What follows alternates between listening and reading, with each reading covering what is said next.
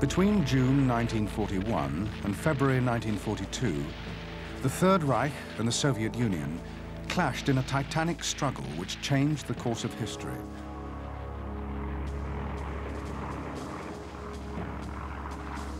In the battle for Russia, the German Wehrmacht, the most highly trained and successful military machine on earth, attempted to defeat the Red Army and win for Germany a vast Eastern Empire. The result was a collision of unprecedented violence.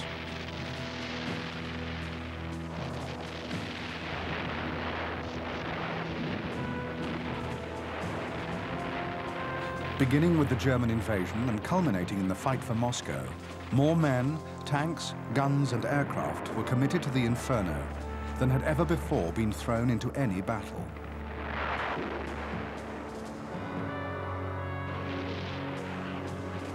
With each side led by an unscrupulous dictator and each army driven by a pitiless ideology, war was waged with a ferocity and barbarism up to then unimaginable.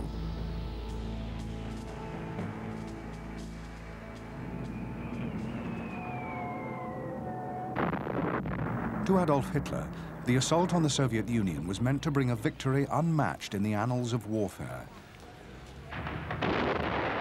In reality, the battle for Russia would end in disaster for Germany. Instead of a lightning conquest, the Wehrmacht would suffer a catastrophic defeat, a defeat that would mark the beginning of the end for Hitler's Reich.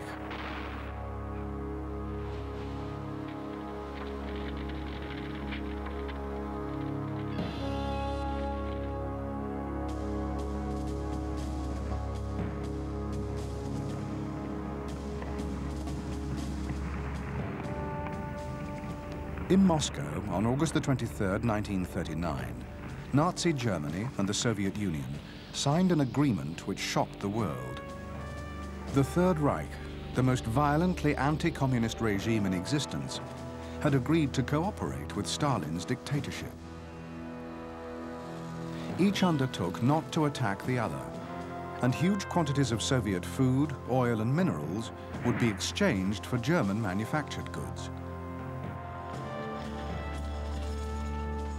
There was also a secret protocol, a protocol which assigned to Germany and Russia their own spheres of influence in Europe, areas in which the other would not interfere.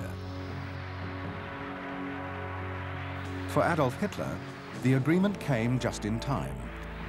His armies were already massing on the Polish border, and he needed an absolute assurance from the Russians that they would not intervene if he invaded. 8 days after the signing of the Nazi-Soviet pact, German armies surged across Polish frontiers.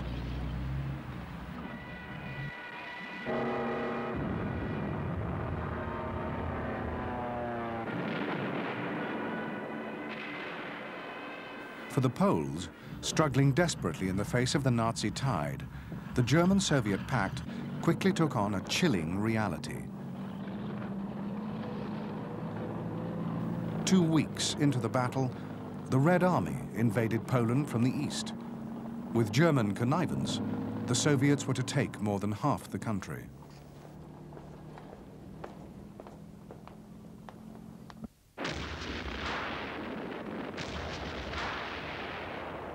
Within a few days of Hitler's attack on Poland, Britain and France had declared war on Germany. To Joseph Stalin, the sight of the great European powers at each other's throats was deeply satisfying. It was a priceless opportunity to seize yet more territory with little fear of opposition.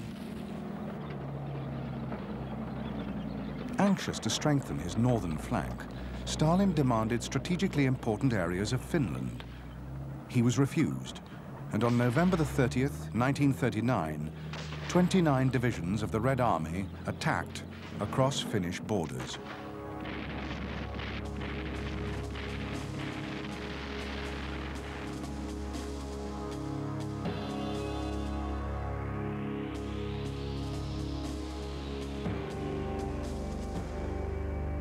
Russian forces were deployed in 5 armies. In the south, the main blow was struck by 7th and 13th Armies, pushing across the Karelian Isthmus. To the world's amazement, the Finns checked the advance. In the north, the Russian 14th Army cut off the port of Petsamo on the Arctic coast, a strategically important nickel mining area. However, in the center, the Soviets suffered humiliating defeats. The most costly when a penetration by 9th Army was completely cut off and destroyed.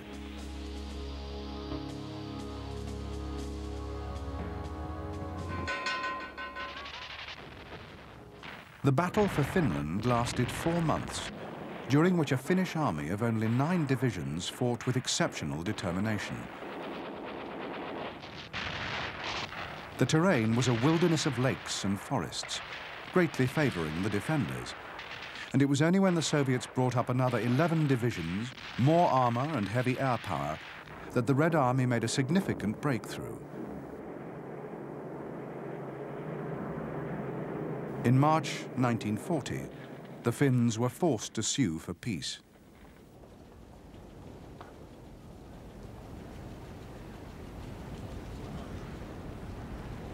To the Red Army, which had thrown 1 million men into the battle, the cost of the Finnish war was almost 200,000 killed.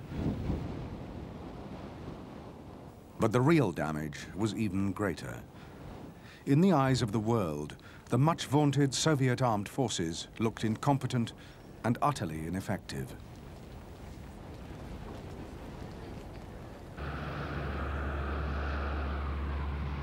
Less than a month after the end of the Soviet-Finnish War, Adolf Hitler launched his own campaign of conquest in Scandinavia. On April the 9th, Norway and Denmark were invaded by land, sea, and air. The invasions were carried out with ruthless efficiency.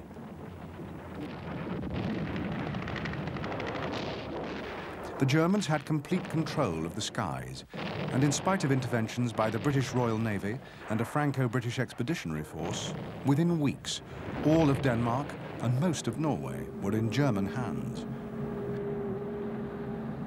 However, for the Western Allies, the worst blows were yet to come. On May the 10th, 1940, 7 German armies, spearheaded by powerful armored formations, struck at France and the Low Countries.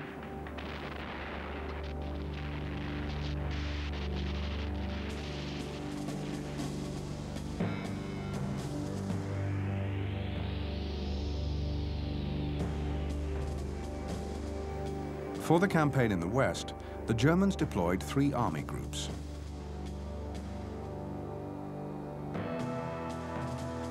Army Group A in the center was given most of the armored formations. Facing the Wehrmacht were the Belgian and Dutch armies, 3 French army groups, and a highly mobile British expeditionary force.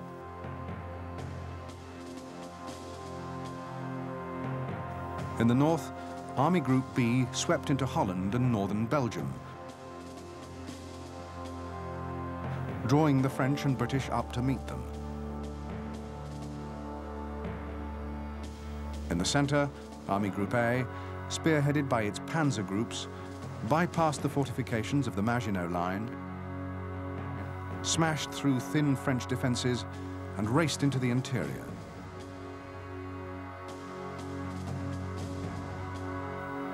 The tanks then swung north to reach the Channel coast. By May the 27th, most of the Allies' best divisions and almost all their mobile formations were trapped in a huge cauldron.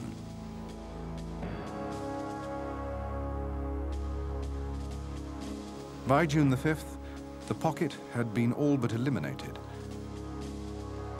and the British had been evacuated from Dunkirk. The main German effort now switched to the south. And 4 days later, Army Group B reached the Seine below Paris. Army Group A broke through on May the 12th, and with Army Group C, encircled French forces behind the Maginot Line.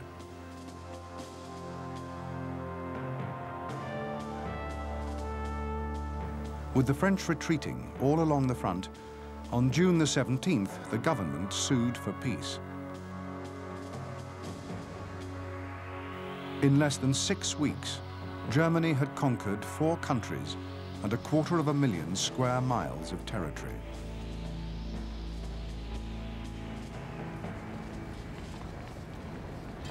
On June the 22nd, the French signed the armistice that confirmed Adolf Hitler as master of Western Europe.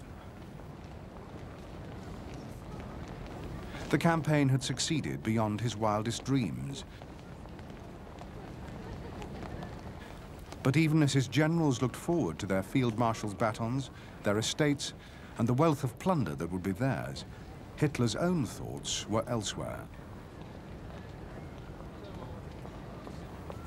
He had won his empire, but he also faced a fundamental strategic problem.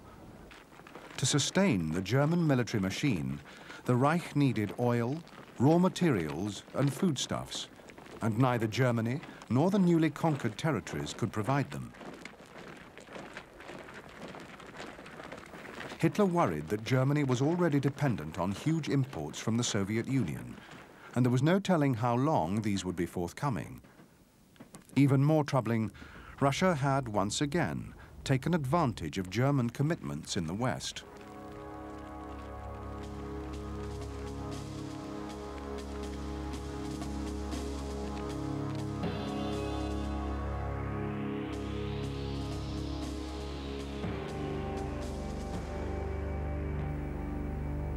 To the Soviet conquest of eastern Poland in September 1939, and the seizure of Finnish territory that winter, Stalin now added the Baltic states of Lithuania, Latvia, and Estonia.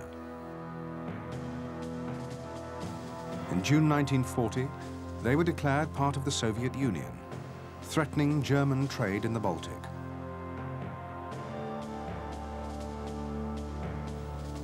Hitler's reply was an agreement with the Finns that would allow German troops on Finnish soil.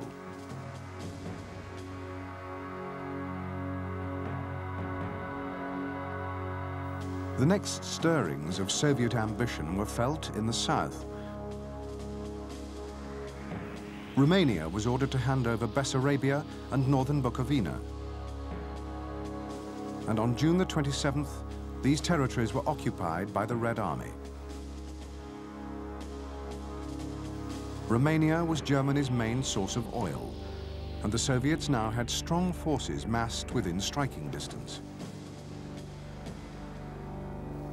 Hitler's response was to deploy powerful formations in Poland, and later he would win a string of agreements, allowing him to send German troops to Romania, Hungary, and Bulgaria.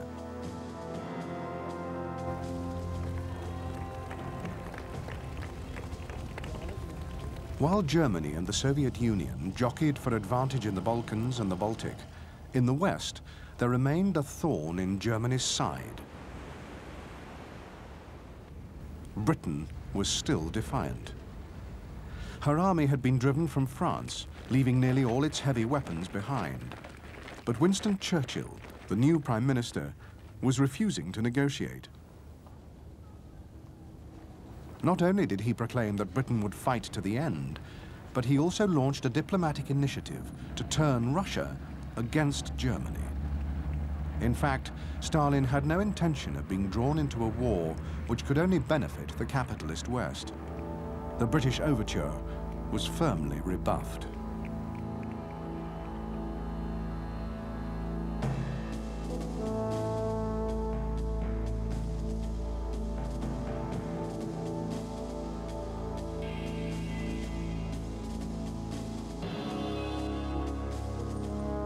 By the time Adolf Hitler had returned to Berlin after his triumphant campaign in France, he had already made up his mind to attack and conquer the Soviet Union. From the beginning, Hitler had built the Nazi Party on a deep hatred of communists, Jews, and Slavs, and he was convinced that Soviet communism was a Jewish conspiracy. Now he had a unique opportunity to destroy his ideological and racial enemies. At the same time, he could win for Germany the resources that would secure the Reich for generations to come. Hitler was haunted by two great fears. The first was that the Soviet Union, already embarked on a massive armaments program, would soon be so well prepared for war that the chance of a successful German attack would vanish forever. The second was the prospect of an alliance between Russia, Britain, and the United States. An alliance which Germany's slender resources could never defeat. Hitler concluded that the Reich's only hope of survival lay in the complete destruction of the Soviet Union. However, it would have to be done within a year at the very most. On July the 31st, 1940, Hitler announced to his senior military commanders that he intended to attack Russia not later than the summer of 1941. The generals protested that with Britain still hostile, Germany was exposing itself to the danger of a war on two fronts. Hitler dismissed their fears. He had seen the Red Army's dismal performance in Finland, and now he predicted, "You have only to kick in the door, and the whole rotten structure will come crashing down."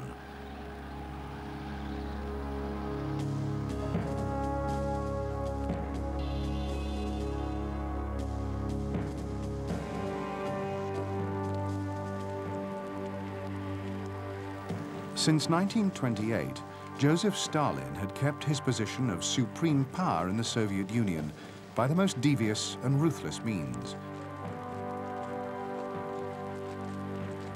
Everyone who might conceivably threaten his authority was killed. In 1937, he had turned his attention to the Soviet armed forces.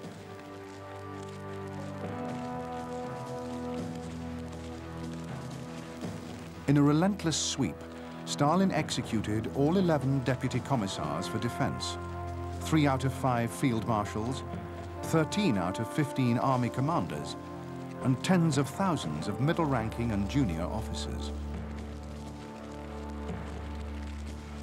Many more were sent to labor camps. Stalin replaced the executed senior commanders with cronies from his Civil War days, however incompetent, and within a year, the Red Army was firmly under the dictator's personal control. In 1940, the army's humiliation at the hands of the Finns had persuaded Stalin that the Soviet armed forces had to be reformed.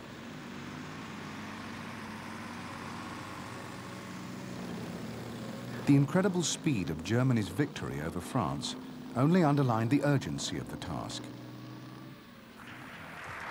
However, with so many of Russia's most effective commanders gone, progress was slow and hesitant.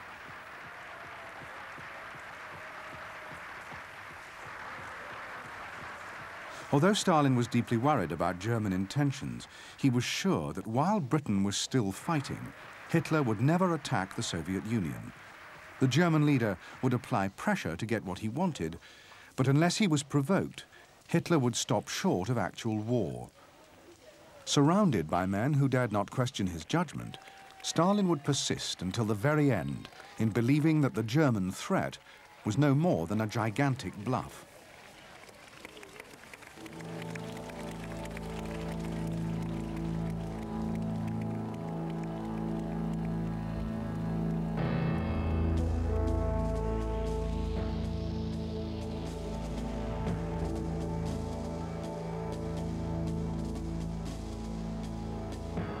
The key to a German victory over Russia would be speed above all else. Hitler insisted that Soviet forces in the West would have to be defeated within 10 weeks of the start of the invasion.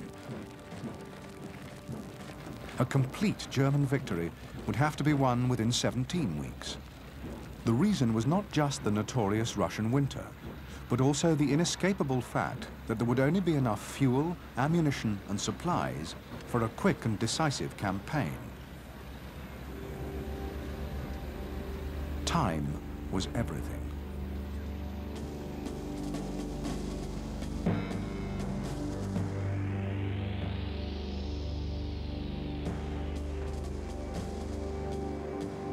From the start, German planners had to take account of a major natural obstacle which lay in the path of any direct thrust into the Soviet Union. The Pripyat Marshes was a vast area of swamps and forests, 150 miles long and 300 miles deep. It was expected that the Soviet defenders would be in two main concentrations, divided by the marshes, with a reserve around Moscow. The German offensive, codenamed Operation Otto, would be launched by 3 army groups, 2 of them to the north of the marshes and 1 to the south.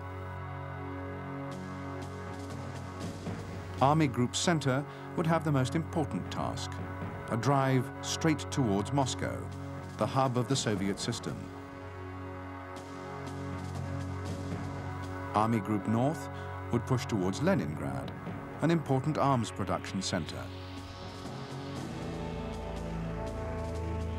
Army Group South would attack towards Kiev, from southern Poland and from Romania.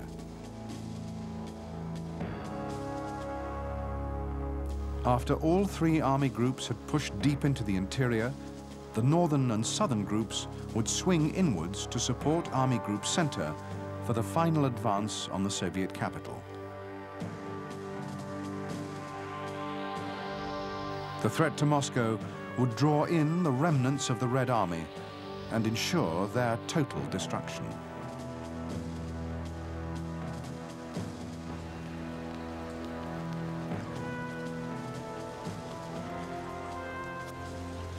Although the Army High Command had developed its plan over 4 painstaking months, testing and refining it with war games, Adolf Hitler was far from satisfied.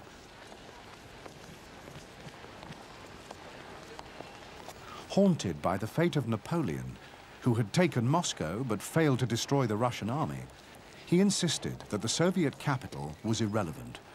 In early December, at a stroke, Hitler changed the entire emphasis of the campaign. His new plan was named Operation Barbarossa.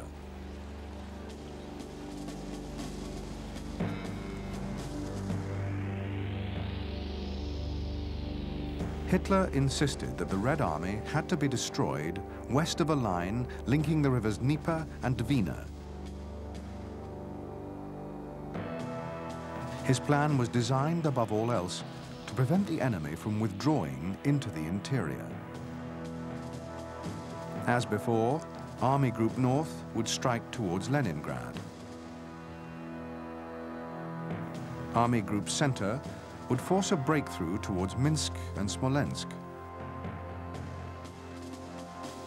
However, in the new plan, their main task would be to destroy the Red Army in the north. They would achieve this by 2 encirclement operations, one around Minsk and the second in the Baltic states. The Baltic offensive would culminate in the capture of Leningrad and give the Wehrmacht valuable ports to supply its offensive. Below the Pripyat Marshes, Army Group South would make a single thrust towards the Dnieper at Kiev and would drive southeast along the river to prevent a Russian withdrawal. The Soviets would be attacked from the rear and annihilated. Army Group South would then push east towards the industrial Donets Basin and the oil fields of the Caucasus.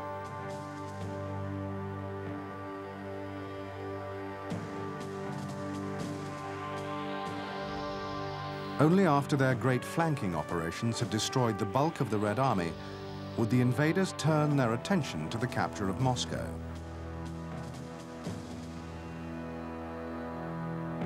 After the destruction of the reserve Russian armies and the fall of the Soviet capital,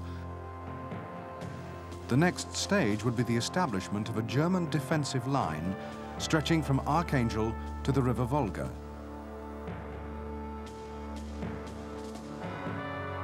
The last remaining industrial areas east of the Volga and beyond the Ural Mountains would now be in easy reach of the German Air Force and would be bombed into the ground. Without an industrial base, the Russians would be unable to mount an effective resistance for the foreseeable future.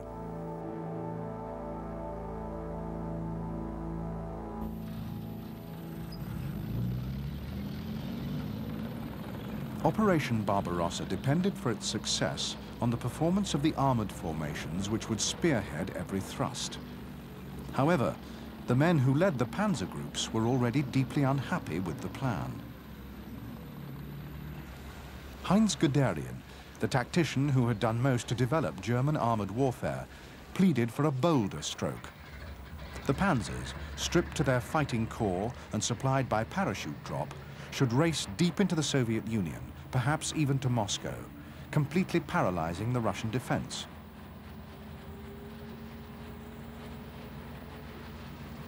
Mopping up could be left to the infantry following on behind. Hitler and his senior commanders, nearly all infantry and artillerymen by training, would have none of Guderian's plan. The panzers were to fight classic battles of encirclement, no deeper than a few hundred miles into the Soviet Union. In the early stages, the armor would even be controlled by infantry generals. The panzer leaders, Germany's greatest assets in its campaigns so far, would begin the most ambitious offensive in the Reich's history with their hands firmly tied.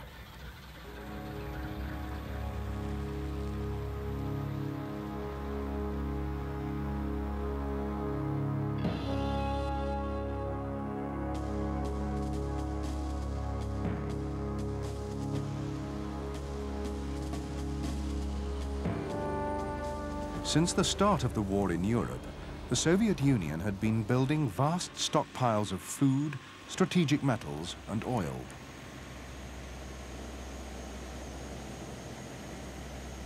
At the same time, an increasing proportion of Soviet industry was being located far to the east, in relative safety beyond the Urals. However, Stalin resolutely ignored advice to move the strategic stockpiles east as well. The disagreement was part of a larger dispute between Stalin and his military planners. Where should the forces defending the Soviet Union be deployed? On the western borders or deeper inside the Russian heartland?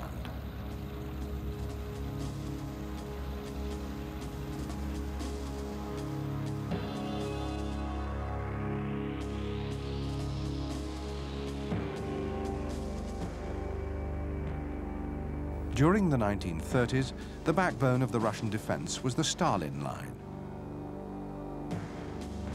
a series of fortified areas.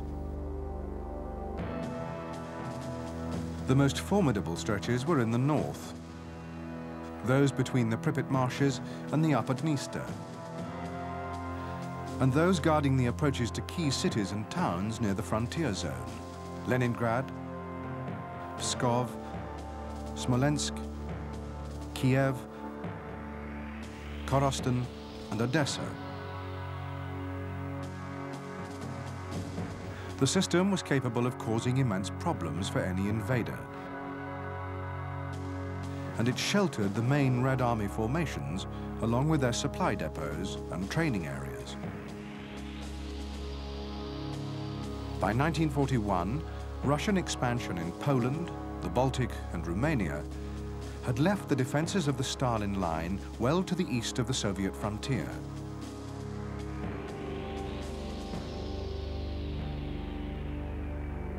Stalin now insisted that the Red Army should move west, leaving its fortifications and supply dumps behind, and take up positions on the new borders.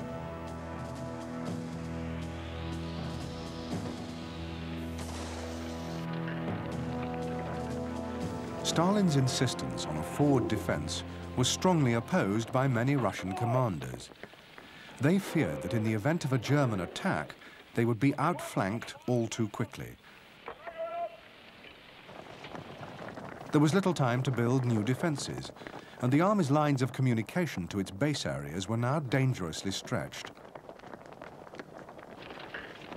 Nor were there adequate mobile forces well behind the borders to counter-attack a German breakthrough.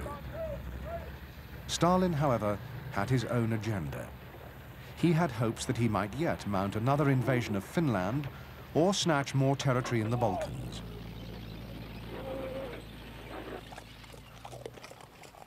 Meanwhile, the Red Army was expected to mount a defense of the Soviet Union from little more than an incomplete system of trenches.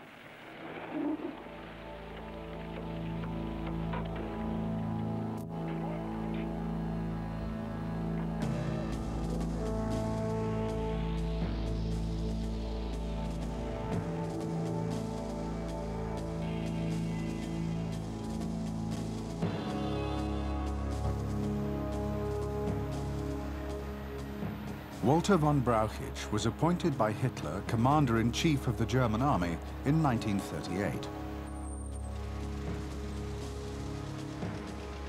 A competent, but by no means outstanding soldier, he was chosen more for his pliability than for his professional qualities. At the same time, the once powerful post of Commander-in-Chief was downgraded, becoming merely an instrument for carrying out Hitler's orders.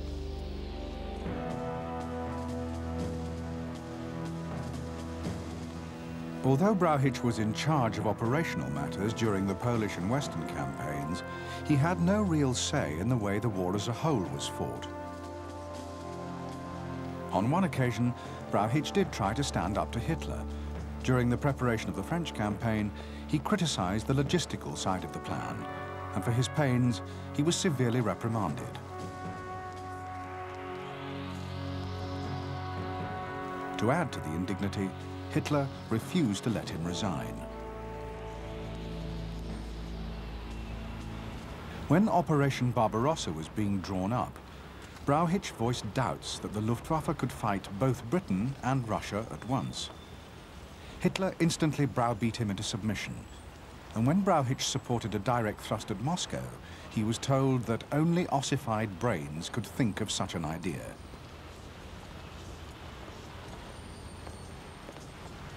Humiliated, it was the last attempt Brauchitsch made to challenge Hitler's plan or to defend the professional independence of the German army.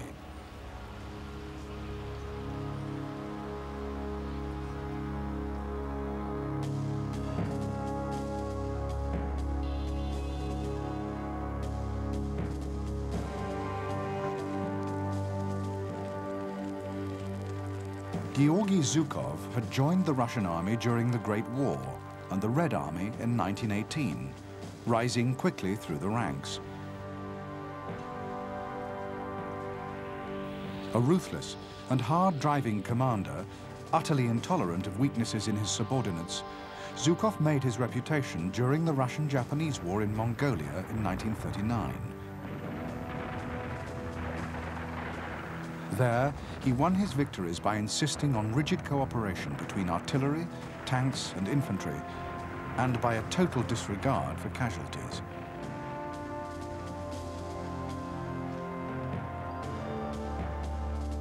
In January 1941, Zhukov had taken part in elaborate war games, supervised by the Defense Commissar, Marshal Timoshenko. Zhukov had commanded the forces representing the Germans and had succeeded in wiping out the Russian defenders on the borders and penetrating deep into Soviet territory. Afterwards, Stalin fired the chief of the General Staff and Zhukov was given his job.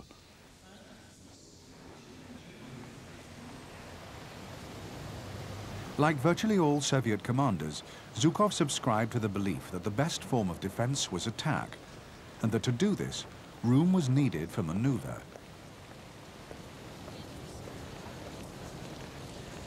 He disagreed profoundly with Stalin's plan for a forward defense of the western frontiers and wanted to hold back strong formations in the interior. Although Zhukov would go on to be one of the few Red Army commanders willing to argue openly with the dictator, this time he did not dare press his case too hard.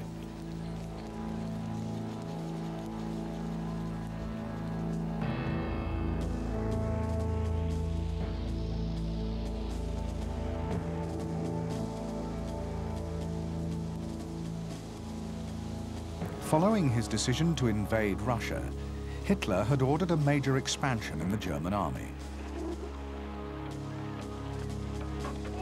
By the time of Operation Barbarossa, it would be almost 4 million strong, with over 200 divisions. However, there would be no corresponding increase in quality. At Hitler's insistence, the number of panzer divisions had been doubled from 10 to 20. Typically, the order had been made without considering where the extra tanks were to come from. As a result, the number of machines in each division fell by more than a third, down to an average of 160 tanks.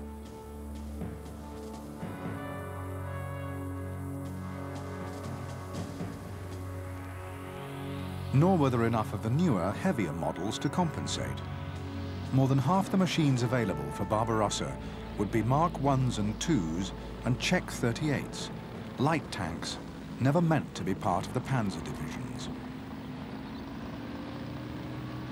There was also a shortage of supporting vehicles.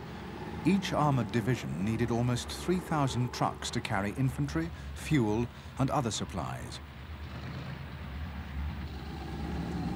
Newly formed motorized infantry divisions also needed trucks, and Hitler had made no provision for increased production. Many units were instead equipped with captured vehicles, mostly French, much less robust than German types. There was also a 50% shortfall in stocks of tires. In fact, so far was the German army from being a mechanized fighting force that the infantry divisions would haul their supplies into the Soviet Union using 625,000 horses.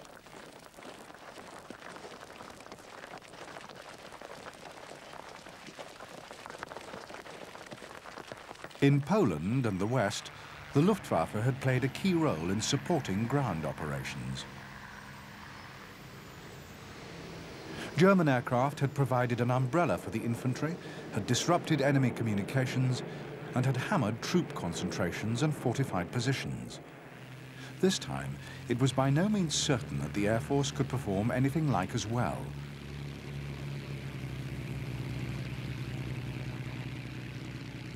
In the Battle of Britain, the Luftwaffe had been dreadfully mauled, and it had no more aircraft for the Russian campaign than it had deployed against France in 1940. Meantime, 1/3 of its available machines were desperately in need of service or repair.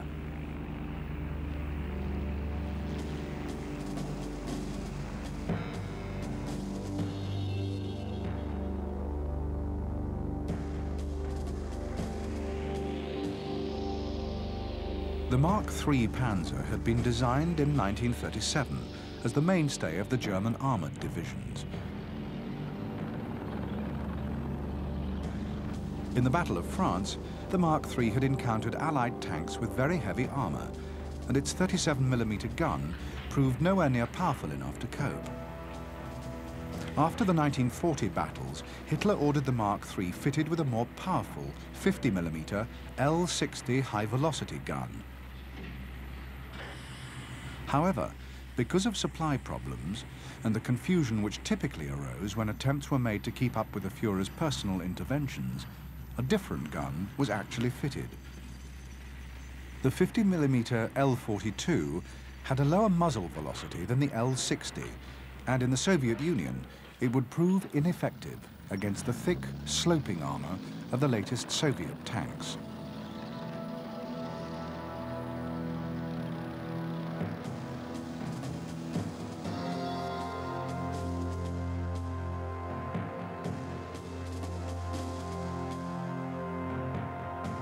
For Operation Barbarossa, German fighter groups were equipped with the Messerschmitt 109, a superb aircraft, superior to any current Soviet fighter.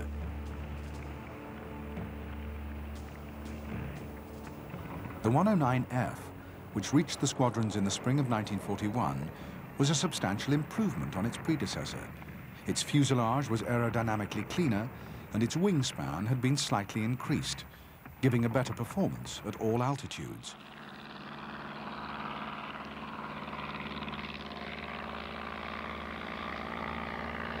The airframe was also strengthened to exploit the extra power offered by new versions of the DB601 engine.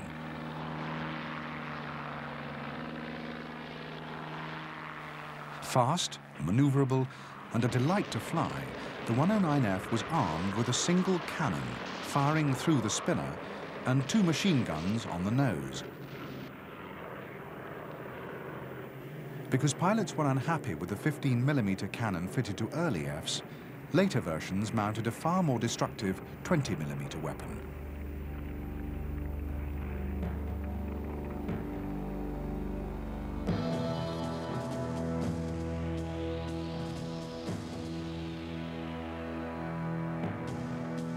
The Pak-36 anti-tank gun had entered service with the German Army in 1938. In the Battle of France, the 37mm weapon had been far from adequate against the heavy armor of many French and British tanks. Its shot could penetrate 50mm of plate at 500 meters, but only in ideal conditions, with the projectile hitting the armor at right angles.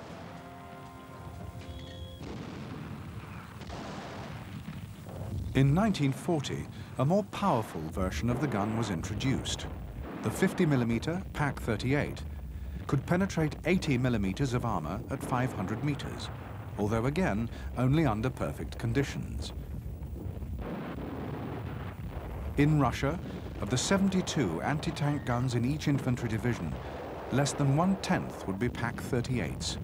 The rest would be the much less effective 37mm weapon.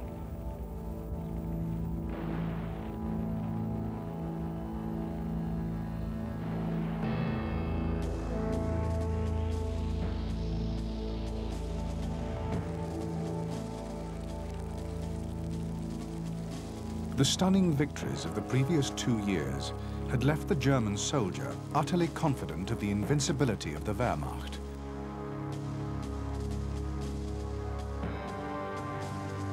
In training, tactics, and leadership in the field, the German army had been shown to be without equal. By 1941, it was even better than before.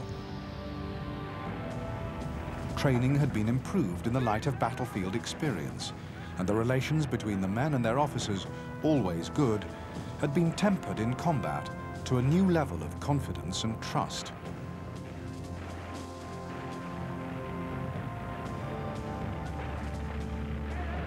As for the officers themselves, although they were as tactically skilled and as disciplined as at any time in the history of the German army, many had little else in common with their forebears.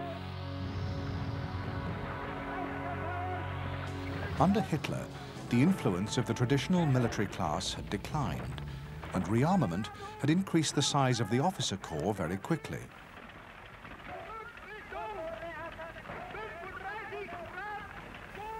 A large number of newly commissioned men were committed Nazis, and even amongst the rest, there was a gradual acceptance of many Nazi beliefs. The conviction that Russians were an inferior race and a hatred for Jews was by now widespread amongst German officers. When Hitler demanded that in Russia ruthless measures must be taken against Bolshevists, partisans and Jews, there was little protest from German commanders at any level. Parteitag der Bewegung geht zu Ende. Was In the Soviet Union, the German army would descend to levels of barbarism that the officer of only a generation before would have found unthinkable.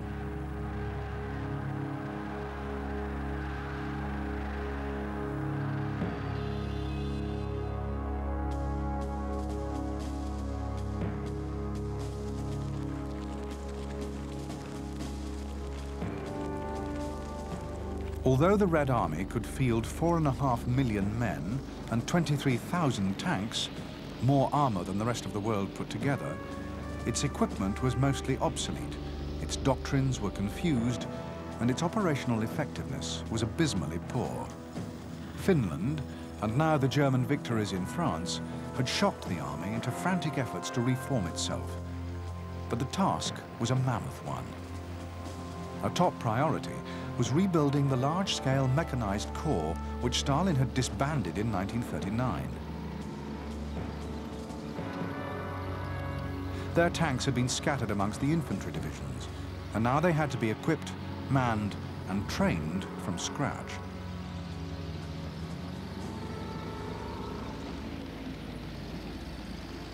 By the spring of 1941, the reorganization of the Soviet armed forces was still far from complete. Only 30% of Russian tanks were fully serviceable. The new mechanized corps had only half the machines they had been promised, lacked motorized support vehicles, and had no tracked supply or infantry vehicles at all. Motor transport was short throughout the Red Army, as were spare parts. Ammunition supplies were a problem for the artillery, for the newer tanks, and for the anti-tank guns. There was also a desperate lack of ancillary equipment, particularly radios. And in nearly all Russian armored formations, only the tank of the unit commander would be equipped with wireless.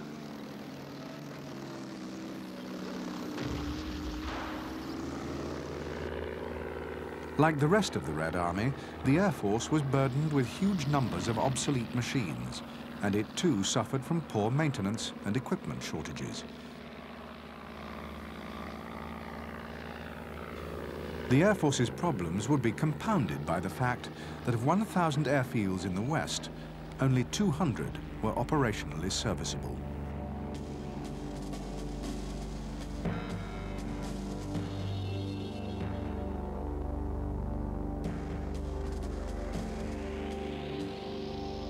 The BT series of fast tanks was based on a revolutionary suspension system developed in America and licensed to the Russians in the early 1930s.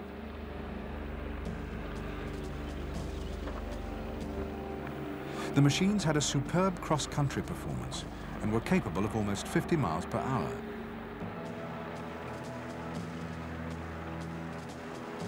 Although it was armed with a 45mm gun, almost as good as the best of its German counterparts, the BT-7 was lightly armored and could easily be destroyed by any German tank or anti-tank gun. BT-7s made up the bulk of Red Army medium tank forces on the eve of the German invasion.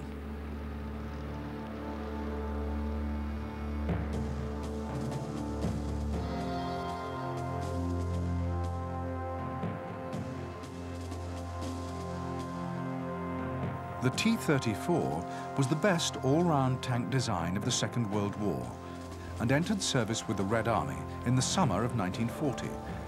Its excellent suspension had been developed from the BT-7, and with its wide tracks and powerful diesel engine, it was capable of traversing ground that would be impossible to any other tank of its weight.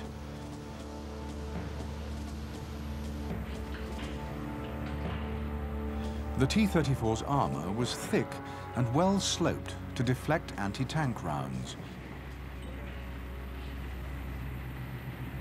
The tank was armed with a high-velocity 75mm gun, better than any other tank gun in the world. With such a powerful weapon, the T-34 could engage and destroy an enemy at long range with little risk to itself. In the 12 months up to the German invasion, the Soviet Union produced almost 1,200 T-34s. and in spite of initial teething troubles, they would have an effect on the course of the battle, out of all proportion to their numbers.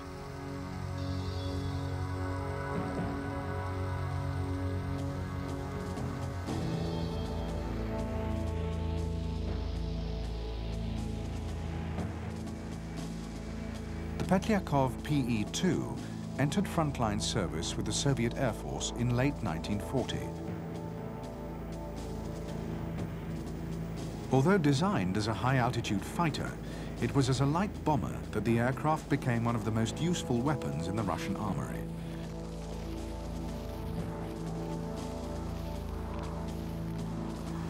A popular aircraft with the men who flew it, the PE-2 was easy to handle, stable in a dive, and capable of very accurate bombing. It was also faster than the German 109E fighter, although when it encountered the later 109F, it had to depend for survival on its high-altitude capability, and bombing accuracy suffered as a result. The PE-2 would prove one of the most successful aircraft of its type in any Allied Air Force, and it would be updated throughout the war. Although only 458 were in service at the start of Operation Barbarossa, before the battle was over, the aircraft would take a very heavy toll of German armor and supply columns.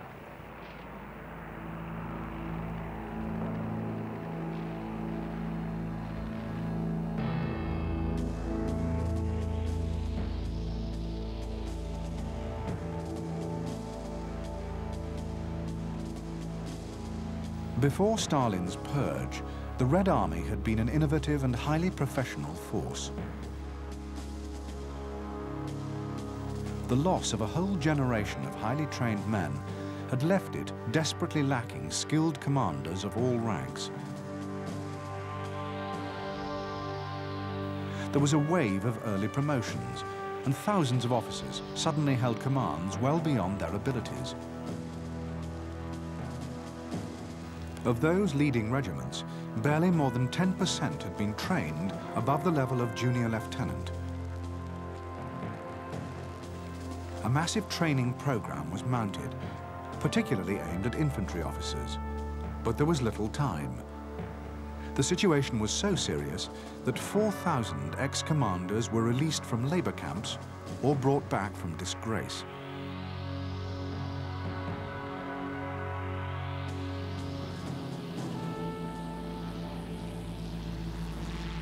The rapid expansion of the Russian Air Force posed even greater training problems than those faced by the army. Pilots took a great deal of time to produce, and the flying schools were overburdened and ill-equipped. There was also a shortage of combat-experienced instructors. Many Russian pilots would fight the veterans of the Luftwaffe with only 15 hours flying time behind them, and even amongst the better trained, tactical skills were extremely poor.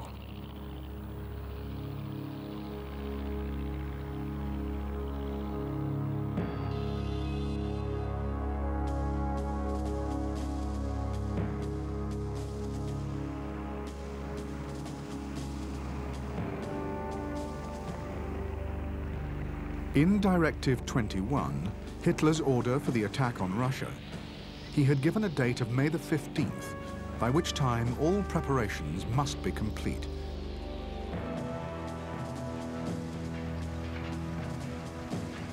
By the beginning of the month, nearly 80 German divisions were already in place, their movements covered by an elaborate campaign of deception and disinformation. Dozens of forward airfields had been built in secret, and vast quantities of fuel, stores and ammunition stockpiled close to the jumping-off areas. However, there were already signs that Hitler's timetable was falling to pieces. The winter of 1940 had been exceptionally long and harsh, and the eastern frontier regions were still a quagmire.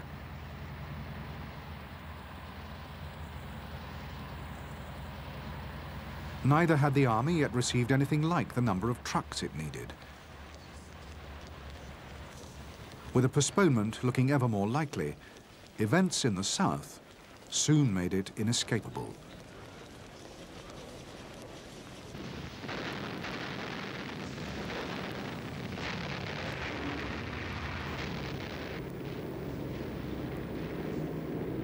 In October 1940, Greece had been invaded by the Italians, but the Greeks had succeeded in driving them back to Albania.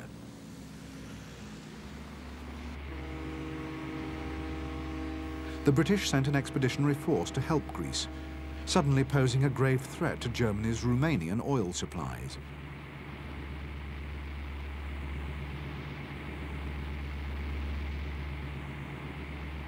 Adolf Hitler was furious at the British intervention and ordered the invasion and occupation of Greece.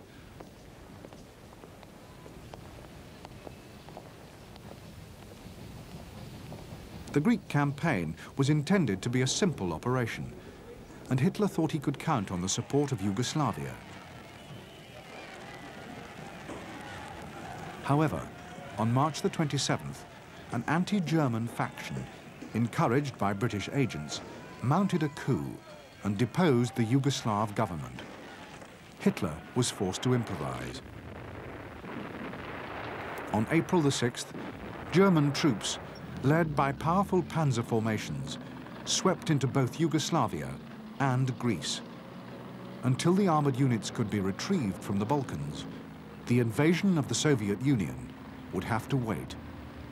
The new date for Operation Barbarossa was June the 22nd.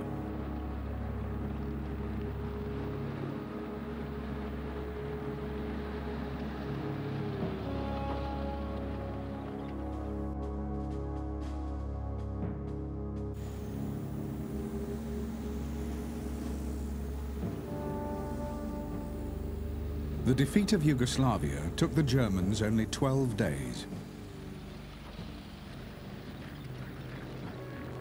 It was a savage campaign in which the capital Belgrade was bombed into rubble, killing 17,000 civilians. 2 more weeks and Greece was also overrun. By the end of April, the British Expeditionary Force had been evacuated by sea, leaving thousands of its men prisoners and abandoning most of its heavy equipment.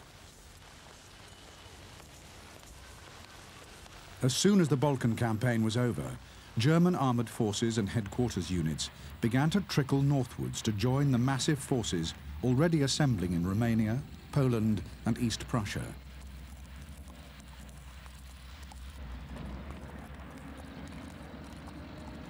Meanwhile, reconnaissance units of the Luftwaffe worked at a frantic pace.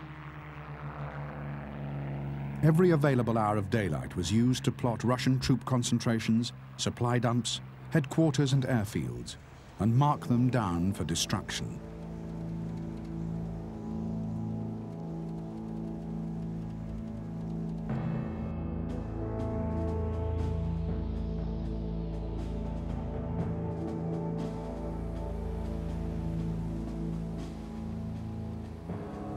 For the invasion of Russia, fully 75% of the entire German army, more than 3 million men, was assembled into 3 massive army groups.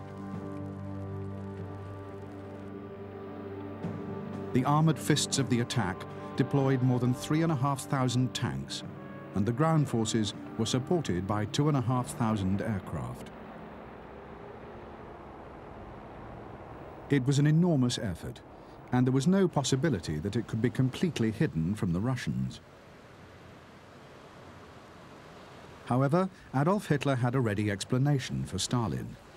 With breathtaking audacity, he sent a message telling him that he had moved his troops to Poland to protect them from British bombers.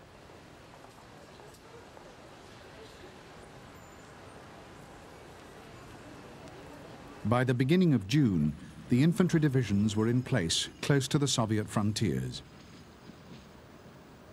Soon after, the motorized units and armored divisions, the spearheads of the assault, began to edge nearer to their jumping-off positions.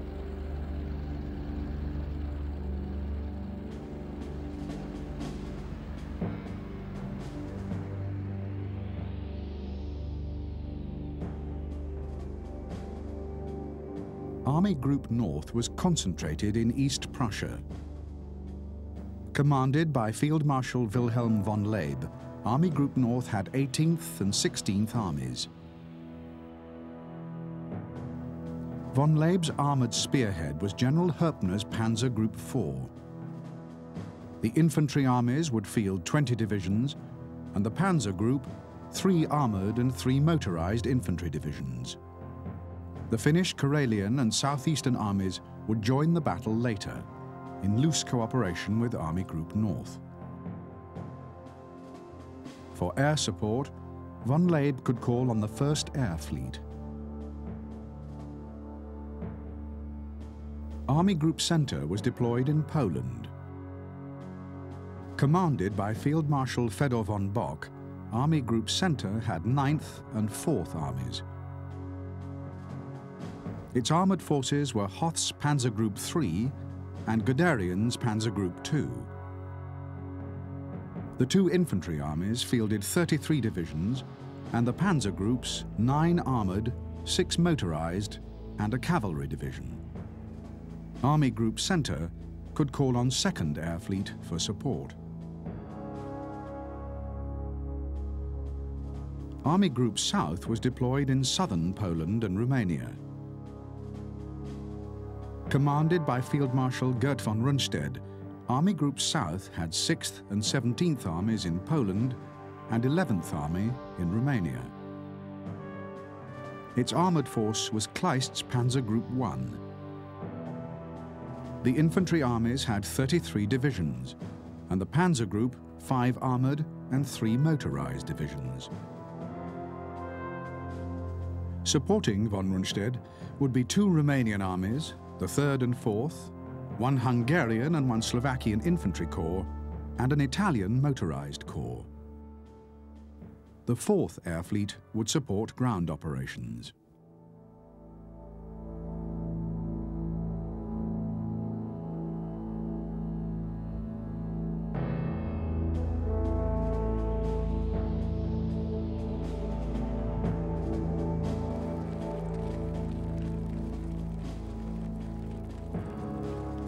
In the last fortnight before the German invasion, the pace of Soviet preparations for war accelerated dramatically.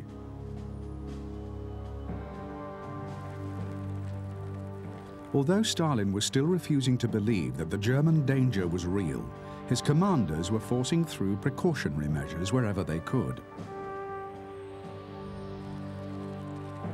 793,000 reservists were called up for training, so at least some frontline units could be brought up to strength. The building of fortifications on the frontiers was stepped up, although to do so often meant stripping army divisions of transport, tractors and men.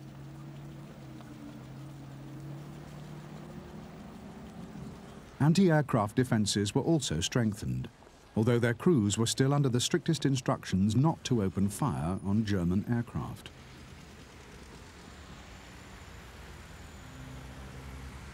Of total Soviet strength, 2,900,000 were deployed on the western frontiers, along with 15,000 tanks and 9,000 aircraft.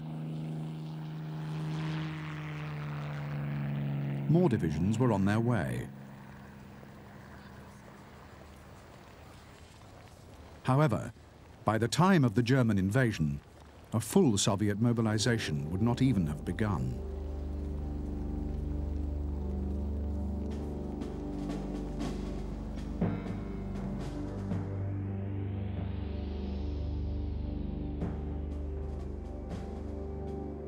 The Western Soviet Union was divided into 4 military areas: the Baltic, Western, Kiev, and Odessa districts.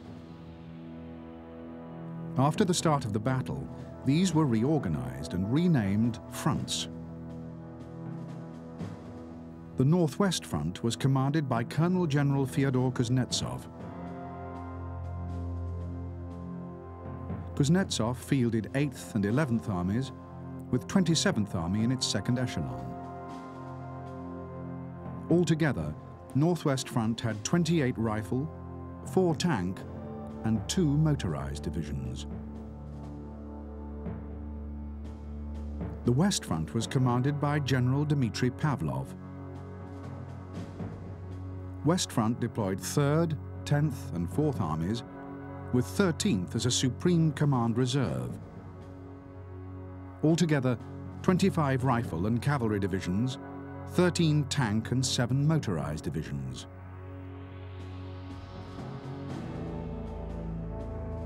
The Southwest Front was in the Ukraine and was commanded by Colonel General Mikhail Kirponos. Kirponos had 5th, 6th, 26th and 12th Armies, with 27 rifle and cavalry divisions, 12 tank and 6 motorized divisions.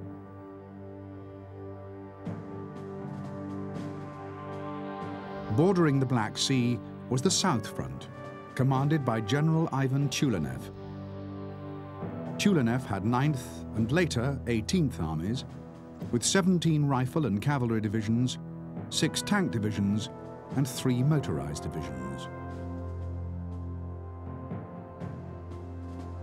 As well as the armies in place with the 4 Soviet fronts, another 4 armies, the 22nd, 19th, 21st and 16th, a total of 114 divisions, were already under orders to move west. These would arrive after the start of the battle. Each of the fronts also had its own aviation component of bombers and fighters for support of ground operations.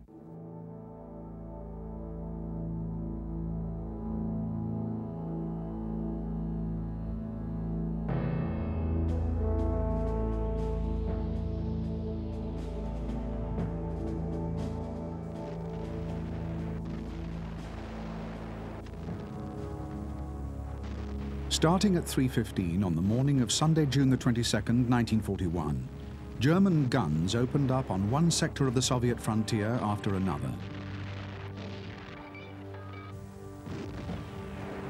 The salvos were carefully targeted. Communication centers, fuel and ammunition dumps, border defenses and barrack accommodation were all pounded without mercy.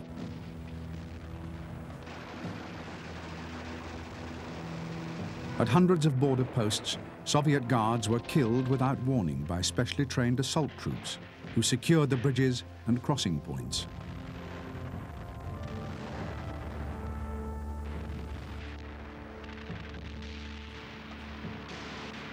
Far behind the beleaguered Soviet frontier units, German warplanes had appeared with the dawn. The first waves concentrated their destructive power on Red Army airfields.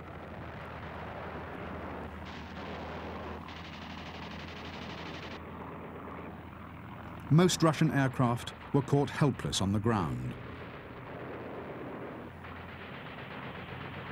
On the first day alone, the Luftwaffe would destroy more than 1,400 Russian planes.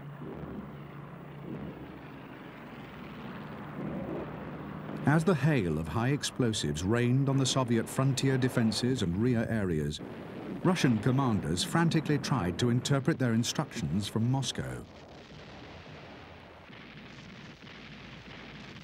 They had been warned not to react to provocations, but no one had told them how to tell a provocation from a full-scale attack. In a welter of confusion, orders were given and then countermanded. Many units received no orders at all. Key communication centers were out of action, bombed, or the victims of nationalist saboteurs trained by the Germans.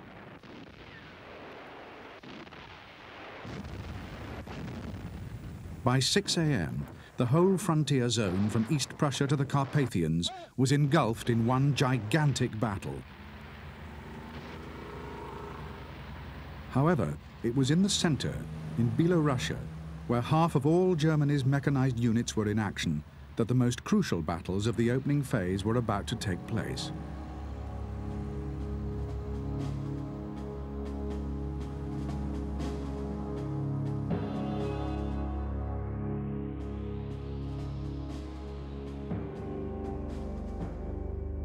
Opposite the German Army Group center were 4 Soviet armies. The 10th, 3rd and 4th of the West Front and the 11th Army of the Northwest Front. The Russians occupied a salient which jutted into German territory, its center at Bialystok. Beyond Bialystok was Minsk, a key rail junction and guardian of the main highway to Moscow.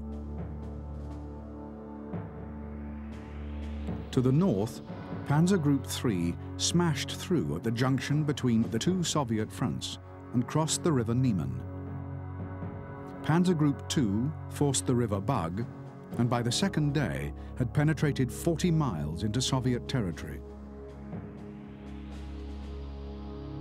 With the panzers racing forward on the outside, 4th and 9th Infantry Armies cut into the salient with pincer movements, squeezing between them the Russian armies around Bialystok. The panzers' objective was to meet at Minsk and prevent any Russian withdrawal.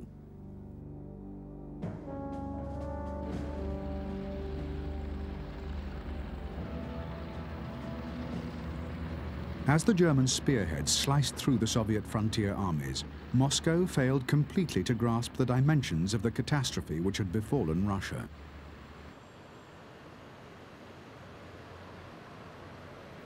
On the evening of the first day, the Defense Commissar, Marshal Timoshenko, had ordered all three Soviet fronts to mount a general counteroffensive and sweep the enemy from Soviet territory. Timoshenko's order was a fantasy. The Soviet reserve was not yet fully mobilized, and there was no operational plan. All General Pavlov, commander of the key West Front, could do was turn for inspiration to war games played the previous January. With control and communications in the frontline areas almost completely broken down, with fuel and ammunition dumps burning, and the German Air Force in control of the skies, the attacks were doomed from the start.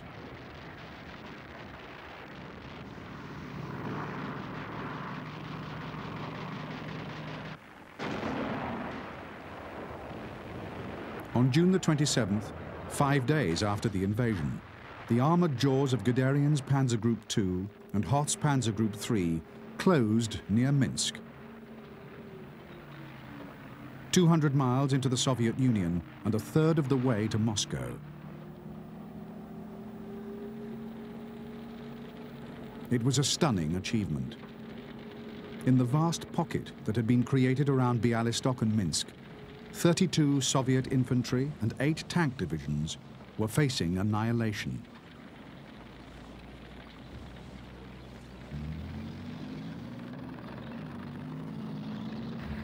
While Army Group Center was smashing its way into the Soviet West Front, Army Group North had thrown its 600 tanks at the junction of the Soviet 8th and 11th Armies of the Northwest Front.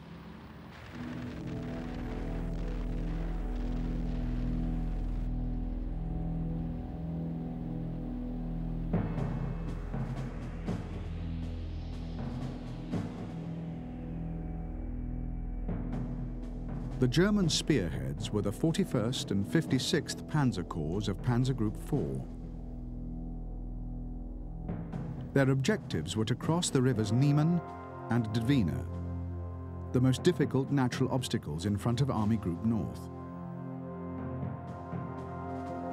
On the first day of the attack, the armored spearheads crossed the Niemen and penetrated 50 miles.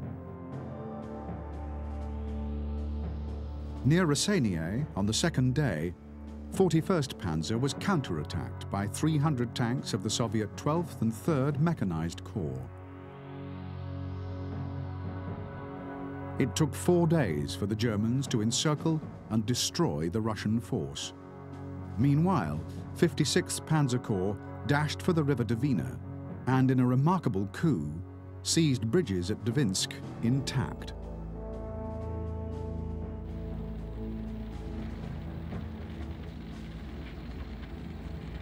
After the seizure of the Dvina bridges and the fall of Dvinsk, the leading formations of 56th Panzer Corps furiously set about enlarging the bridgehead.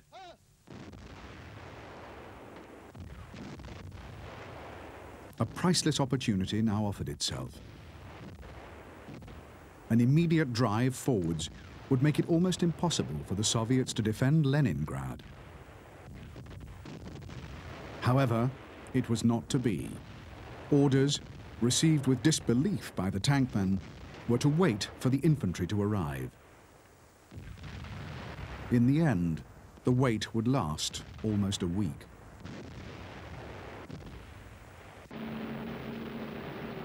While German operations in the north and in the center had produced dramatic advances, in the south, the invasion forces attacked a sector whose commanders had woken up quickly to the German threat, and whose tank forces vastly outnumbered the panzers.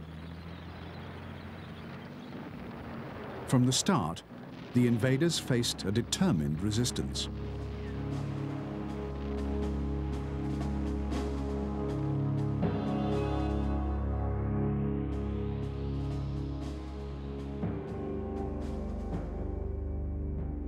On the German side, the left wing of Army Group South was made up of the 17th and 6th Armies, along with one panzer group, the 1st. Opposite stood the Soviet 5th, 6th and 26th Armies. While German infantry struck at the junctions between Russian formations, Panzer Group 1 drove its armored spearhead of 600 tanks towards the town of Brody.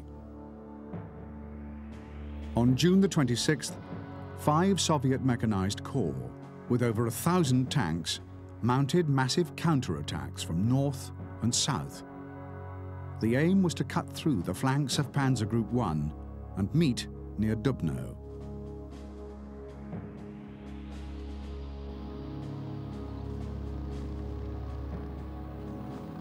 The battle between Panzer Group 1 and the massed armor of the Soviet Southwestern Front was one of the fiercest of the whole invasion, lasting a full 4 days.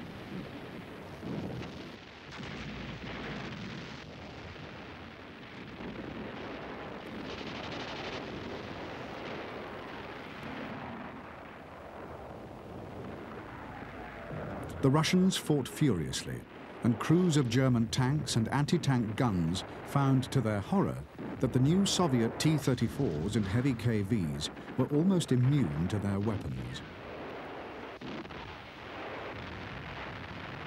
However, the tanks were seldom handled well or concentrated into powerful groups. They could be isolated, and after they had been immobilized by blowing off their tracks, they could be destroyed at close quarters.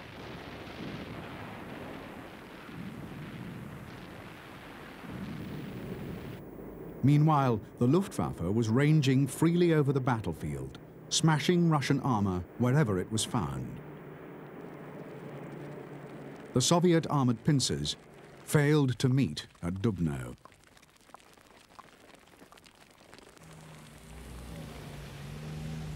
Although Panzer Group 1 took a severe battering in the battles around Dubno, it survived the confrontation, still capable of operations. The Soviets did not. The last substantial tank forces in the south had been used up, consumed in the inferno.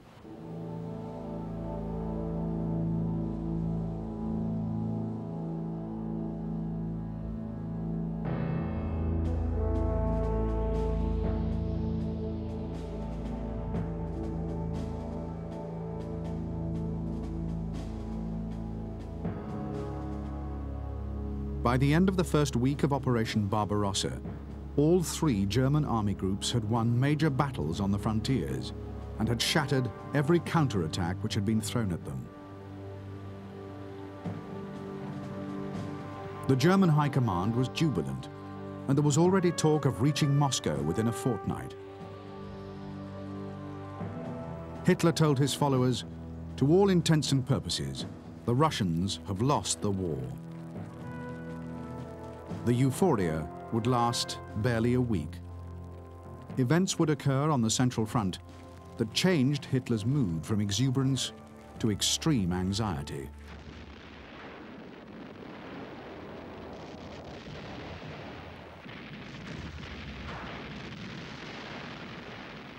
To the astonishment of German soldiers, the encircled Russian forces in the pockets at Minsk and Bialystok were fighting on, even when their situation was plainly hopeless. Mopping up was taking far too long and costing too many German casualties. The German infantry, with no motor transport, had been slow to seal the encirclements, and many Russians were escaping the net, the very thing that Hitler had been most anxious to avoid.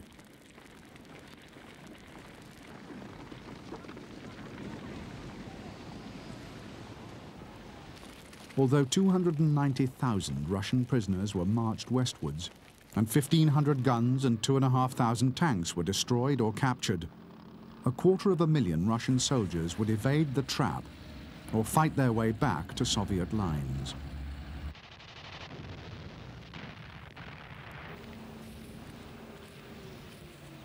As Hitler and his commanders realized that the victories at Bialystok and Minsk had been only partial, there were bitter recriminations. Hitler blamed the leaders of Army Group Center, particularly the Panzer generals, for leaving gaps in the ring. The Panzer leaders, for their part, were deeply frustrated. For almost a week, their advance east had been stopped, while they closed the pocket and waited for the infantry to catch up. They feared that if the momentum of the armored offensive was lost, further east, Russian resistance would stiffen behind the rivers Dnieper and Dvina.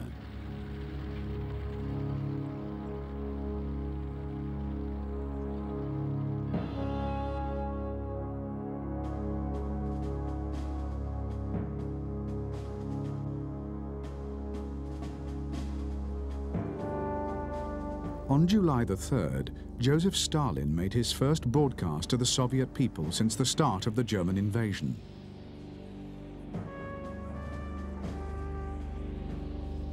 Laying aside the cloak of communist ideology, he appealed for a patriotic war.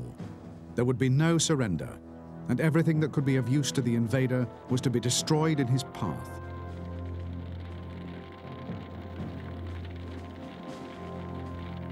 Behind the lines, partisan bands were to be formed, and meantime, the strategy was to defend the Soviet Union as far to the west as possible, where most of its population and its industries were based. Provision was being made to dismantle key factories which lay in the path of the invader and ship them east, along with their skilled workers. But it would all take time.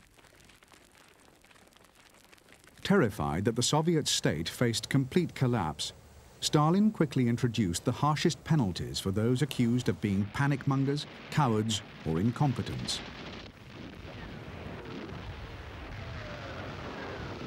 In the following weeks, Pavlov, the commander of West Front, was executed, along with members of his staff.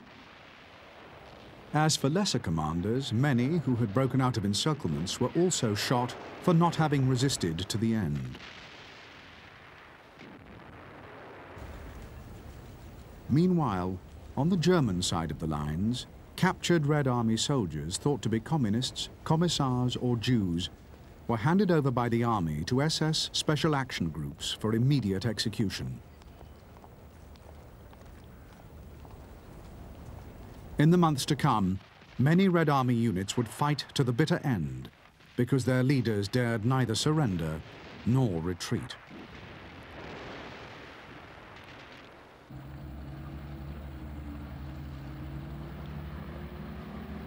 On the same day as Stalin called for a great patriotic war, the panzer leaders of Army Group Center at last got the go-ahead to resume their drive east.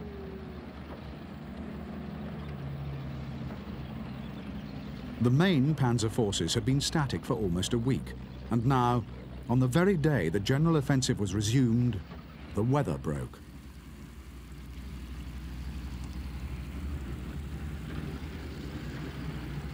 As sudden rainstorms, typical of early July, turned the sandy tracks into streaming rivers of mud, the advancing armored divisions found themselves immobile for hours at a time. All the while, the Russian defense became more determined. Many bridges were blown, and for the first time, mines were laid to slow the German advance, an easy task with the convoys confined to the very few roads. The delays gave the Soviets time to organize for a massive armored counterblow.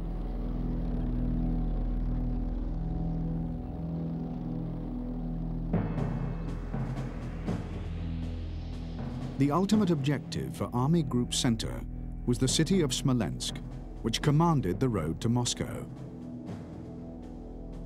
Facing the Germans, along the rivers Dnieper and Dvina, were stretches of the old Stalin Line fortifications. The defenders were 13th Army of the West Front and the 22nd, 20th and 21st Armies of the Supreme Command Reserve. Another army, the 19th, was forming up at Vitebsk, while the 16th was arriving at Smolensk. It was the threat in the north, from Panzer Group 3's 39th Panzer Corps, that most worried the Russians. On July the 6th, 20th Army's 7th and 5th Mechanized Corps launched an attack with 700 tanks. The Germans had overwhelming air support, and in a 3-day battle, the two Soviet mechanized corps were virtually wiped out. Meanwhile, 20th Panzer Division won a bridgehead on the eastern bank of the Dvina and threatened Vitebsk. To the south, away from the main crossings, Panzer Group 2 launched surprise attacks, forcing the River Dnieper. The 13th Army was pushed back, losing 5 divisions. As both German panzer groups drove east, 3 Soviet armies faced the prospect of encirclement around Smolensk.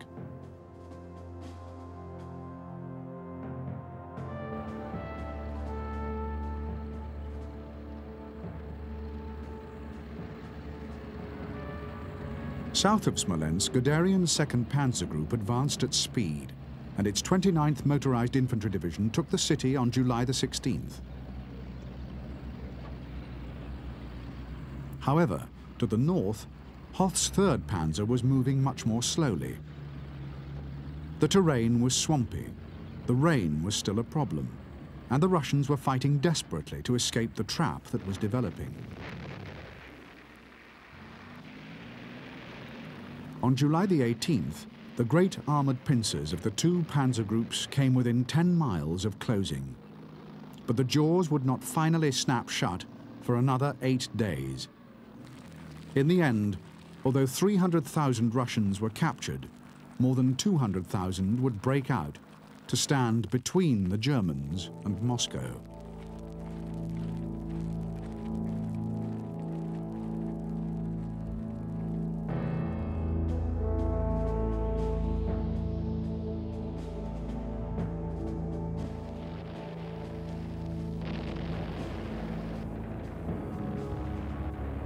By now, nearly 4 weeks into the campaign, it was obvious to German commanders and to Adolf Hitler himself that the number of divisions the Red Army could field had been grossly underestimated.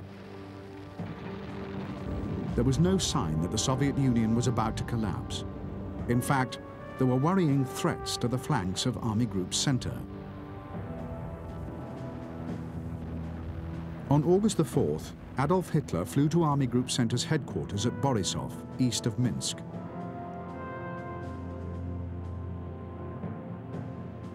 By now, he had lost faith in battles of encirclement and had begun to believe that he could best defeat the Soviet Union by inflicting severe economic damage. That meant making better progress in the south to cut off Russia's oil, and in the north, the speedy capture of Leningrad.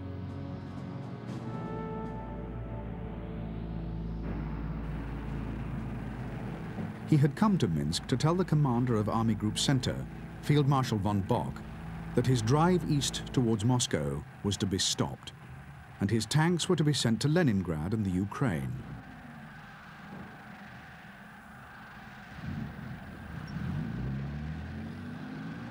Hitler's plan involved sending the armor on 300-mile detours.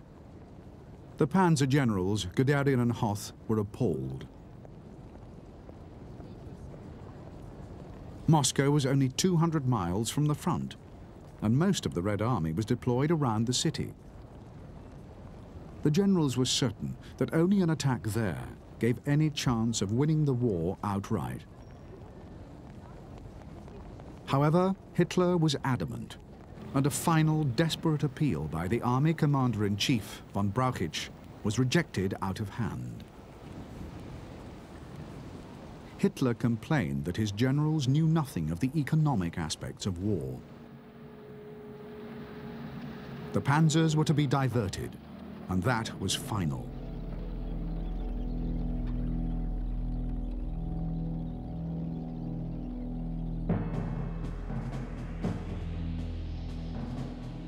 By mid-July, below the Pripyat marshes, the 6th Army of Army Group South, along with Panzer Group 1, had reached to within a few miles of Kiev. The armor had then swung south, while the advance from Romania, with the Romanian 3rd Army and the German 11th and 17th, pushed east. 3 Soviet armies were squeezed into a pocket near Uman. As the pocket was eliminated, the tanks turned north and crossed the Dnieper. Meanwhile, Guderian's Panzer Group 2 had driven south and crossed the river Desna, with 2nd Army on its right. The 2 panzer groups now threatened to trap 4 Soviet armies and parts of 2 more against the great bend of the river Dnieper.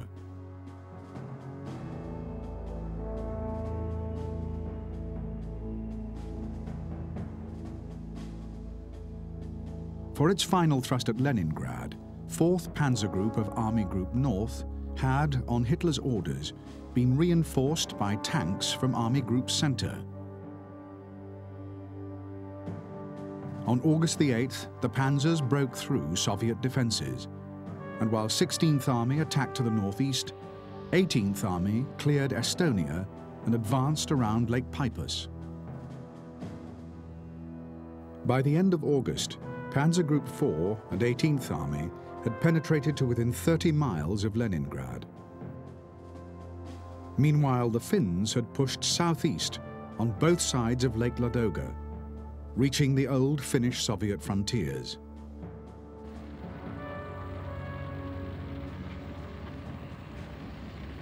On September the 9th, Army Group North began a final push on Leningrad. Within 2 days, German soldiers were on the heights only 7 miles from the city, and artillery was pounding the inhabitants relentlessly.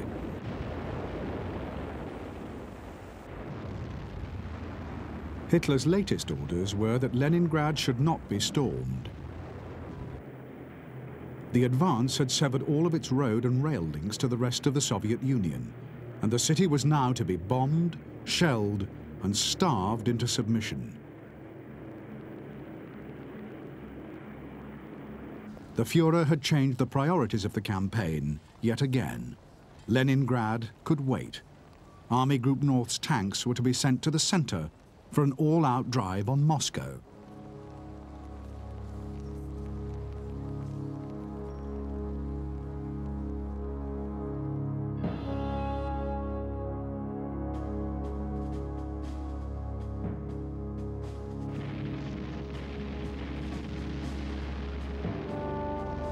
It was the Soviet West Front, launching furious counterattacks with its ground and air forces, which had drawn Hitler's restless attention to the Moscow sector.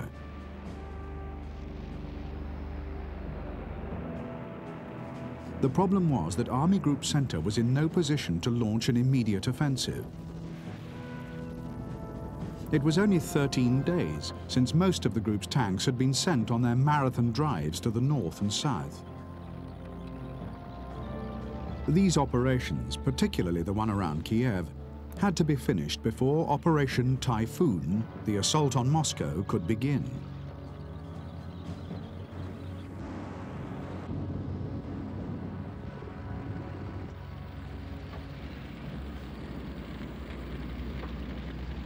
The encirclement of Soviet forces in the south was achieved on September the 16th, when Kleist's Panzer Group 1 and Guderian's 24th Corps met at Lochwitzer, 120 miles behind Kiev.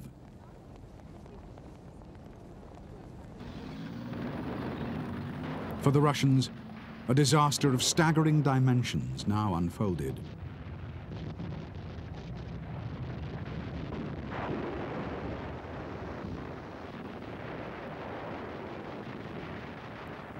The encircled Russian armies at Kiev did not give up easily. A savage battle in which the Soviets were hammered by artillery, tanks and aircraft had to be fought before the pocket was reduced. In the end, after 10 days of carnage, the Germans claimed 600,000 Red Army soldiers captured. No one knew how many had been killed in what Hitler called the greatest battle in history. After Kiev, for the first time since the invasion, the Red Army no longer outnumbered the Germans, and there were no more reserves. To defend Moscow, Stalin could field 800,000 men in 83 divisions, but no more than 25 of those divisions were fully effective, and there was a desperate shortage of armor and aircraft. On the German side, there were 2 million men in 70 divisions. Almost 1/3 of the divisions were mechanized, the highest proportion of mechanized units to infantry in any German attack of the war so far. Operation Typhoon, the drive on Moscow, began on October the 2nd.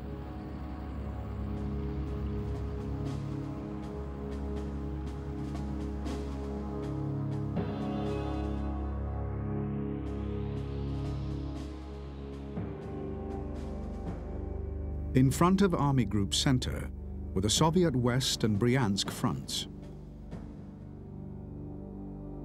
There was also a series of elaborate defense lines, up to 250 miles long. The first centered on Vyazma and the others on Mozhaisk. The first blow took the Soviets completely by surprise. Guderian's 2nd Panzer Army, returning from the Kiev battle, took Orel, a vital road junction 75 miles behind the first Russian defense line.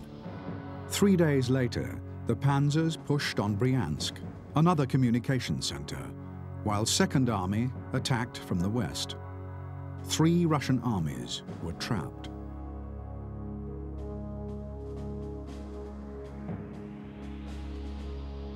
To the north, 3rd and 4th Panzer Armies threw their pincers around Vyazma, trapping another 5 Soviet armies.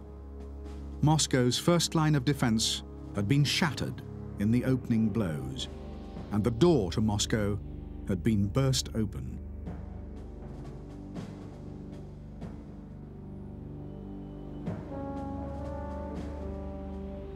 It was Stalin's insistence on manning defensive lines to the very end that made the situation at Bryansk and Vyazma so catastrophic. The pockets yielded 663,000 Russian prisoners, bringing the tally since the start of the invasion to 3 million. Once again, the German High Command allowed itself to believe that the war in the East was won. This time, they were certain their belief was justified.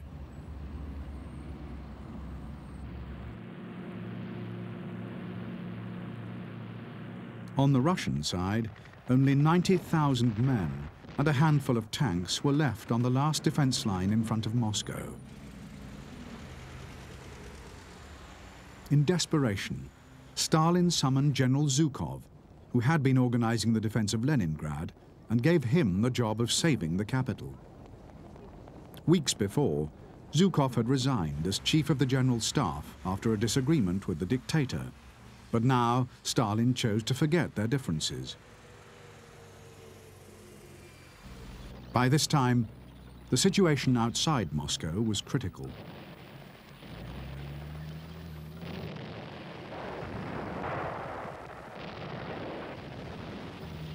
On October the 13th, 4th Infantry Army penetrated the last Soviet defense line at Kaluga. At the same time, to the north, 3rd Panzer penetrated to within 90 miles of the capital and looked set to break into the Soviet rear. For the Russians, serious as the situation was on the flanks, in the center there was mortal danger.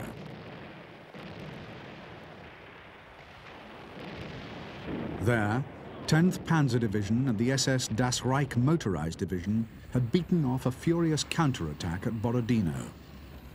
They were now driving up the Smolensk to Moscow highway, advancing on Mozhaisk, the key to the central sector of the Moscow defense line, and only 60 miles from the city.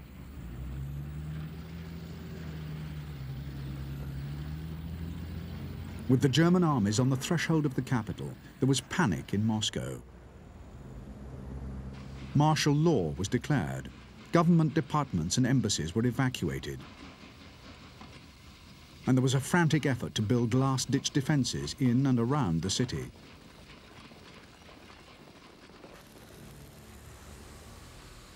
Although the citizens of Moscow expected little mercy from the Germans, in fact, none knew the savage reality of Hitler's plans for the Soviet capital.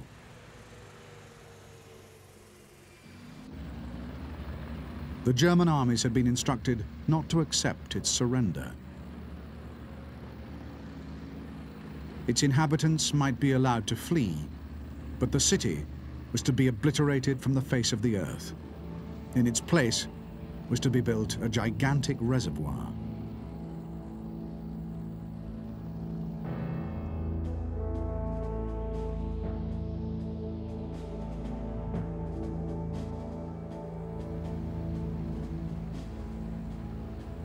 Almost from the beginning of Operation Typhoon, the weather had deteriorated steadily. The German advance, first in the south and then in the center, had gradually slowed as the season of rain and sleet had begun. Under the weight of traffic, the 3 roads on which the whole offensive depended for its supplies were reduced to quagmires. As the rain and snow persisted into a 3rd week, the supply system broke down completely. Eventually, only tracked vehicles could move at all, and their fuel consumption soared, while engines rapidly wore out. Meantime, the troops were living in appalling conditions, permanently wet, cold, and utterly exhausted. The advance slowed to as little as 2 miles a day.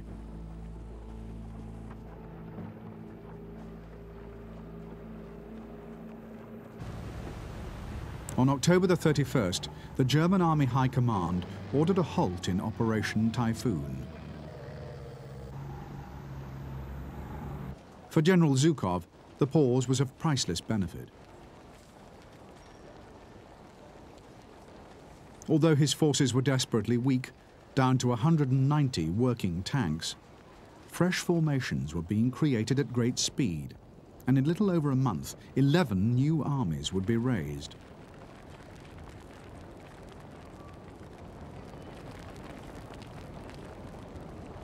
Although some of the new formations were made up of barely trained conscripts, 30 divisions would be well-equipped and immensely tough Siberian troops. These had been freed from the eastern frontiers as Soviet intelligence assured Stalin there was no longer a threat from the Japanese. With the Siberians would come 1,000 tanks and 1,000 aircraft.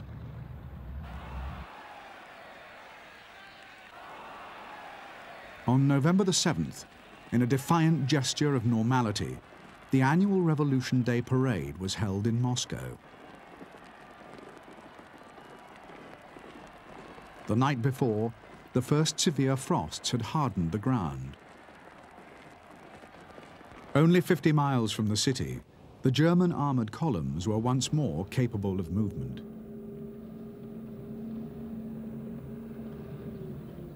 The last great effort to capture Moscow began on November the 15th.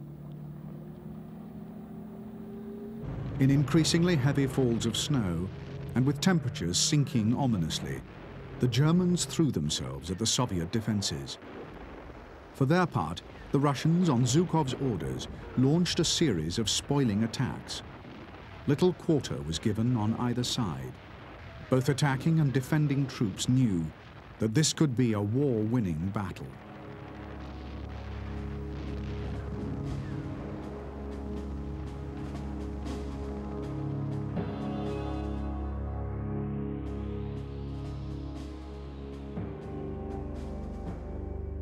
Facing the German advance on Moscow were three Soviet fronts: Kalinin, West, and Southwest. However, it was the six mostly understrength armies of General Zhukov's West Front that would bear the main weight of the assault.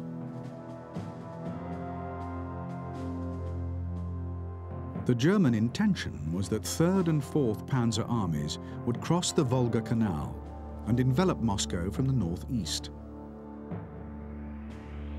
2nd Panzer Army would first take Tula, then strike behind Moscow from the southeast to close with the northern pincer. As the Russians reacted and moved to the flanks, 4th Infantry Army would smash in the center.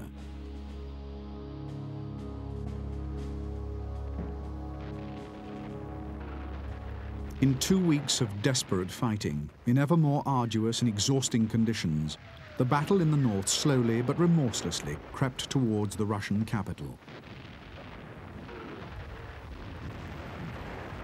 However, in the south, against all the odds, Guderian's 2nd Panzer Army was being blocked. At Tula, the Soviet 50th Army, in spite of being almost surrounded, could not be dislodged.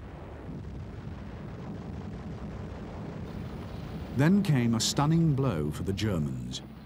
At Kashira, on November the 27th, a savage attack by well-equipped Siberian infantry, T-34s, and new Katyusha rocket launchers inflicted a severe and shocking defeat on Guderian's forces.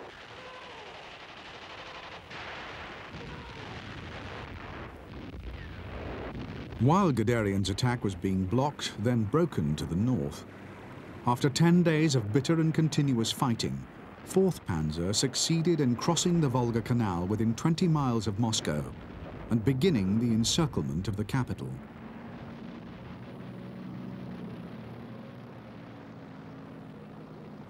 On December the 2nd, a forward patrol penetrated to within 15 miles of the Kremlin.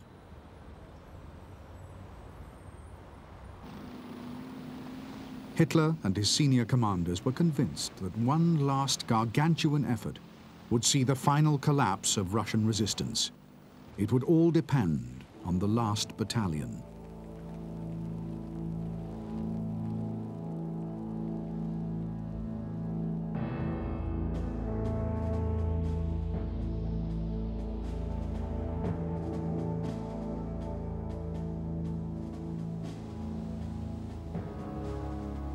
On December the 2nd, the first blizzards of winter swept across the German armies facing Moscow.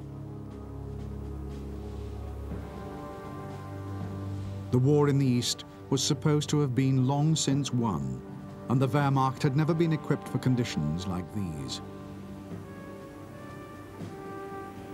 At night, the temperature would soon plummet to as low as -40 degrees Fahrenheit.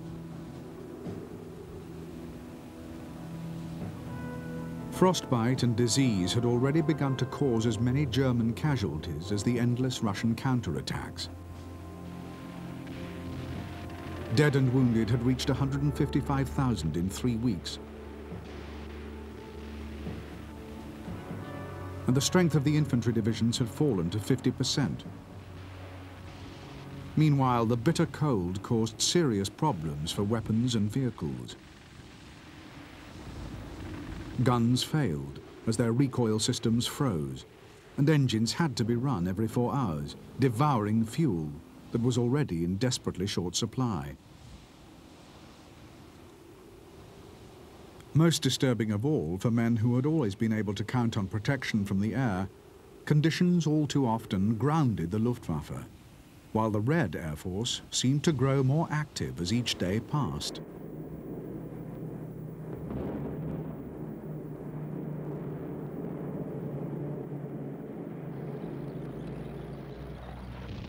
On December the 1st, in the centre, the German Fourth Army had launched a final massive effort to smash what defences remained in front of Moscow. Everything depended on the Russians having no reserves. However, for weeks, Zhukov had been denied reinforcements, as Stalin had held back increasingly powerful reserve formations, including the bulk of the Siberian divisions and their armour. The strength of the defenders was now up to over 500,000 men. On December the 5th, Zhukov launched the reserves in a massive counterattack.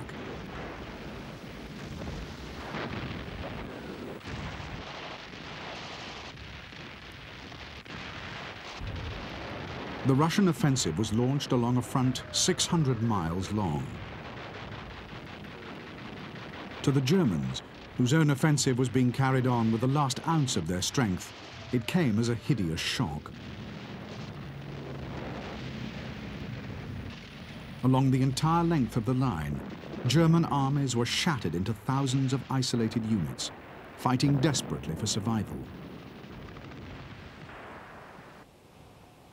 The Battle of Moscow was lost, and with it, the German Wehrmacht had lost the battle for Russia.